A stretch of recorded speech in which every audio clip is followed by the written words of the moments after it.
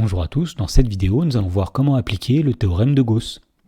Dans l'exemple, dans la première question, on demande de résoudre dans grand Z l'équation 14x est égal à 9y. Alors pour résoudre cette équation, nous allons appliquer le théorème de Gauss que nous allons rappeler tout de suite. Alors si A, B et C sont trois antirelatifs non nuls, eh bien le théorème de Gauss dit que si A divise B fois C, et si A est premier avec B, alors A divise C. Alors voyons comment appliquer ce théorème dans la première question. On souhaite résoudre l'équation 14x qui est égale à 9y, eh bien on va commencer par dire que si 14x est égal à 9y, eh bien on en déduit que 14 est un diviseur de 9y, autrement dit 14 divise 9 fois y. Mais on sait que le PGCD de 14 et de 9 est égal à 1, ce qui veut dire que 14 et 9 sont premiers entre eux.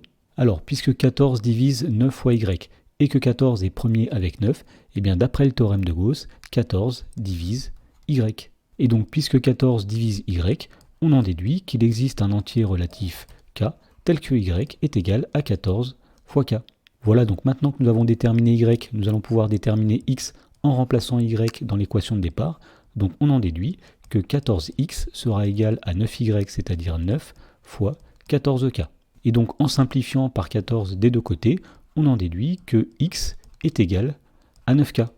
Et donc finalement, nous avons démontré que si 14x est égal à 9y, alors il existe un entier relatif k, tel que x est égal à 9 fois k, et y est égal à 14 fois k. Alors réciproquement, il va falloir vérifier que si x est égal à 9 fois k et y est égal à 14 fois k, alors 14x est bien égal à 9y. Donc réciproquement, on va dire que s'il existe un entier relatif k, tel que x est égal à 9 fois k, et y est égal à 14 fois k, eh bien tout d'abord 14 fois x va être égal à 14 fois 9k, c'est-à-dire 126k. Et 9 fois y va être égal à 9 fois 14k, c'est-à-dire 126k aussi. Donc dans ce cas-là, nous avons démontré que 14x est égal à 9y. Voilà, donc nous avons terminé de résoudre l'équation, et on va dire que l'ensemble grand S des solutions de cette équation, c'est l'ensemble qui va contenir tous les couples de la forme 9 fois k, 14 fois k, où le nombre k est un entier relatif.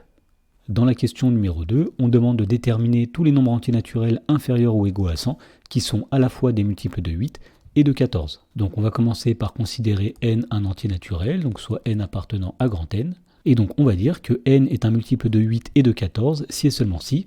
Donc tout d'abord, n est un multiple de 8 s'il existe un entier relatif x tel que n est égal à 8 fois x, et n sera un multiple de 14 s'il existe un entier relatif y tel que n est égal à 14y. Et donc finalement, il faut que 8x soit égal à 14y.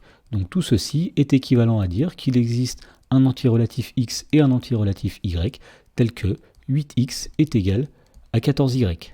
Voilà, donc finalement, nous sommes ramenés à résoudre une équation qui ressemble à celle de la première question. Mais attention, dans ce cas-là, 8 et 14 ne sont pas premiers entre eux. Donc il va falloir commencer par simplifier cette équation par le plus grand diviseur commun de 8 et de 14.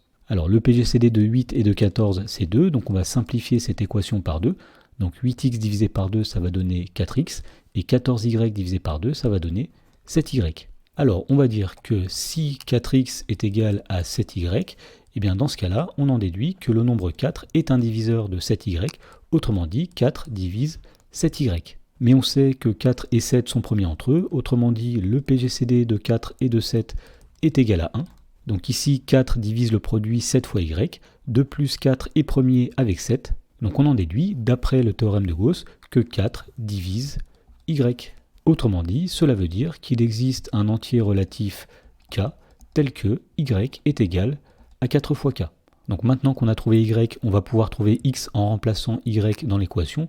Autrement dit, on va avoir 4x qui est égal à 7y, c'est-à-dire 7 fois 4k, et donc en simplifiant par 4 des deux côtés, on en déduit que x est égal à 7k. Voilà, donc on a démontré que si l'équation 4x égale 7y possède des solutions, alors x est égal 7 fois k et y est égal à 4 fois k, où k est un entier relatif.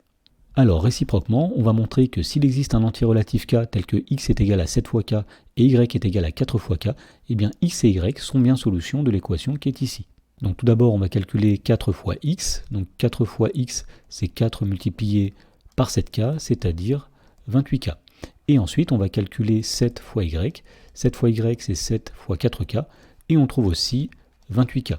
Donc on a bien démontré dans ce cas-là que 4 multiplié par x est égal à 7 multiplié par y. Donc on en déduit que l'ensemble grand S des solutions de l'équation 4x égale 7y, c'est l'ensemble qui va contenir tous les couples de la forme 7 fois k, 4 fois k, où le nombre k est un entier relatif. Alors rappelons qu'on cherchait au départ tous les entiers naturels n qui sont des multiples de 8 et de 14, et nous avions dit que n est de la forme 8 fois x et de la forme 14 fois y. Alors puisque nous avons démontré dans ce cas que x est nécessairement de la forme 7 fois k et y 4 fois k où k est un entier relatif, eh bien on va en déduire qu'il existe un entier relatif k tel que n est égal à 8 fois x, c'est-à-dire 8 fois 7k, c'est-à-dire 56k. Et de même, n est égal à 14 fois y, et on peut vérifier que 14 fois 4k donne aussi 56k. Donc finalement, on a démontré que les nombres qui sont des multiples de 8 et de 14 sont les nombres de la forme 56k, et on cherchait en plus la condition que ces nombres soient inférieurs ou égaux à 100. Donc on va ajouter une condition, on va dire or le nombre n est compris entre 0 et 100. Autrement dit, puisque n est égal à 56k, on a l'inéquation 0 inférieur ou égal à 56k inférieur ou égal à 100. Et donc, en divisant par 56 dans chacun des membres de ces inégalités, on va avoir à gauche 0 divisé par 56, c'est-à-dire 0. Au milieu, on va avoir 56k divisé par 56, c'est-à-dire k. Et à droite, on va avoir 100 divisé par 56. Alors 100 divisé par 56, c'est environ 1,7. Donc on en déduit que puisque k est un entier relatif, eh bien k est compris entre 0 et 1.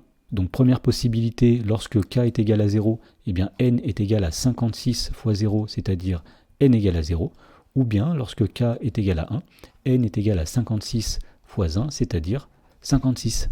Voilà, donc nous avons montré que n est nécessairement égal à 0 ou à 56, et on peut vérifier finalement que 0 et 56 sont bien des nombres inférieurs ou égaux à 100, qui sont tous les deux des multiples de 8 et de 14. En effet, 0 c'est 8 fois 0, c'est 14 fois 0, et 56 c'est 8 fois 7 et c'est 14 fois 4.